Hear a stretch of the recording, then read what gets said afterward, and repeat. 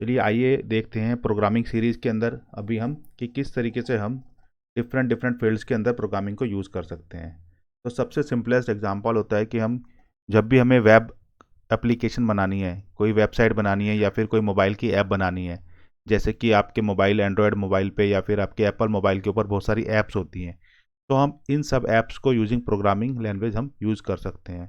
तो programming language भी different kinds की होती हैं, डिफरेंट टाइप्स की हो सकती हैं आपकी।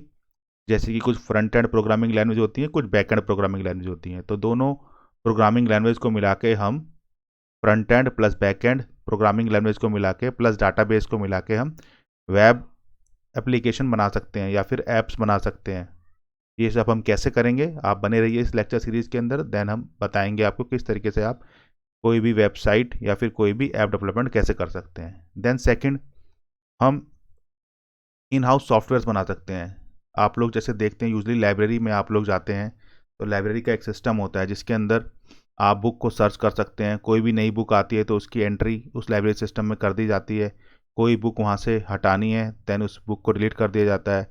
अगर आपने बुक को जैसे कि आप कभी कभी लेट हो जाते हैं सबमिट करने बुक को, देन आपके ऊपर कुछ उसके चार्जेस लगा दिए जाते हैं, कुछ आपको चार्ज देना पड़ता है। देन वो सब भी कैलकुलेट हो जाता है ऑटोमेटिकली लाइब्रेरी सिस्टम के अंदर।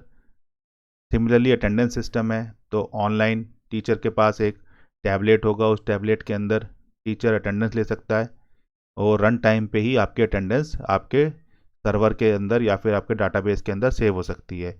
देन आप उसको देख सकते हैं, आपका टीचर भी देख सकता है और कॉलेज या फिर आपके स्कूल की अथॉरिटी भी उस अटेंडेंस सिस्टम से सब कुछ दे सकती है। तो एंड ऑफ द सेमेस्टर या एंड ऑफ द ईयर आपकी टोटल अटेंडेंस ऑटोमेटिकली कैलकुलेट हो सकती हैं। तो बेस्ड ऑन दिस आप एक बहुत ही एक अटेंडेंस का एक बहुत अच्छा मॉडल बना सकते हैं।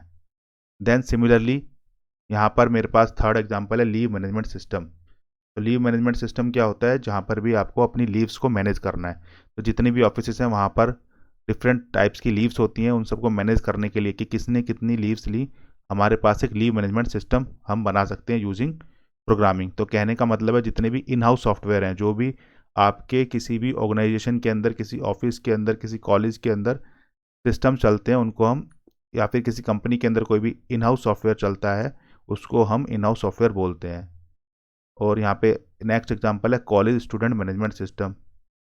तो कॉलेज के अंदर कोई भी स्टूडेंट है, उसको मैनेज करना है, उसके रोल नंबर्स को मैनेज करना है, उसके मार्क्स को मैनेज करना है, उसकी डिग्री को मैनेज करना है। So all this thing we can maintain using college student management system.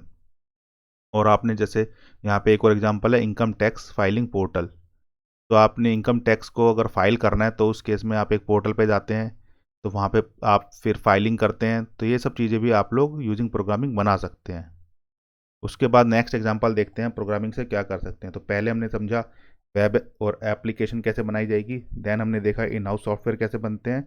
अब थर्ड हम समझ लेते हैं डाटा एनालिसिस, कि डाटा एनालिसिस के अंदर हम प्रोग्रामिंग का कहाँ यूज़ करेंगे। तो डाटा एनालिसिस का मतलब होता है कि डाटा को कलेक्ट करना और उसको एनालाइज करना, और एनालाइज करने के बाद कुछ रिजल्ट आपको शो करना। ओके, जैसे कि आपके पूरे कॉलेज स्टूडेंट हैं, अगर सपोज मेरे पास 1000 कॉलेज स्टूडेंट हैं, उन सब का डाटा मैं कलेक्ट करूं, देन अकॉर्डिंगली उनके मार्क्स भी कलेक्ट करता हूं। तो based on this collection I can, हम लोग ये शो कर सकते हैं कि किस स्टूडेंट का, कौन स्टूडेंट का कितना आईक्यू लेवल है based on the marks. Similarly अगर हम यहाँ पर देखते हैं कि हेल्थ केयर सिस्टम है मेरे पास या फिर मेडिसिन्स हैं, तो हेल्थ केयर और मेडिसिन्स के अंदर डाटा बहुत सारा आपके पास अवेलेबल होता है। डिजीज़ का डाटा अवेलेबल है, पेशेंट का डाटा अवेलेबल है, मेडिसिन्स की ट्रायल्स का डाटा अवेलेबल है। तो बेस्ड ऑन वैन हम जब हम उस डाटा को कलेक्ट कर लेते हैं, तब क्या होता है कि उसके बाद हम उसको एनालाइज कर सकते हैं।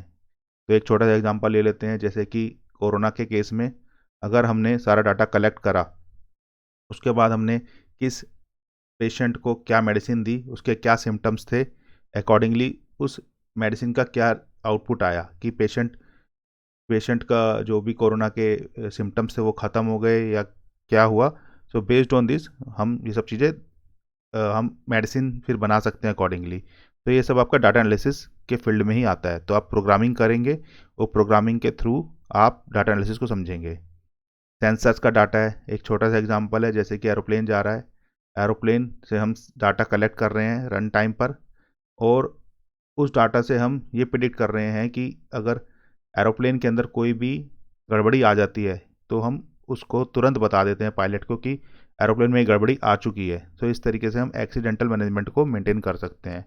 और सोशल मीडिया पे तो आप सभी लोग जानते हैं कि जितना भी डाटा है सोशल मीडिया पे, फेसबुक पे, आप कोई वीडियो देखते हैं यूट्यूब पे जाके, देन वो वहाँ पर एक रिकमेंडर सिस्टम चलता है जो आपको फिर रिकमेंड करता है कि जिस तरीके की वीडियो आप लोग देख रहे हैं सेम उसी टाइप की वीडियो आपको दिखाता है। तो all this things are come under the data analysis. तो हम इन सबको डाटा एनालिसिस कह सकते हैं। जैसे कि इलेक्शंस में भी आप एक डाटा एनालिसिस लगा सकते हैं कि आपका क्या ट्रेंड चल रहा है सोशल मीडिया के ऊपर, कौन किस पार्टी को लाइक कर रहा है सबसे ज़्यादा, किस पार्टी के व्यूज़ सबसे ज़्यादा हो रहे हैं, कौन सी वीडियोज़ को सबसे ज़्यादा लोग पसंद कर रहे हैं। तो इस तरीके का हम टूल्स बना सकते हैं जिससे कि हम ये प्रिडिक्ट कर सकते हैं कि आने वाले इलेक्शन में कौन सी पार्टी जीतेगी।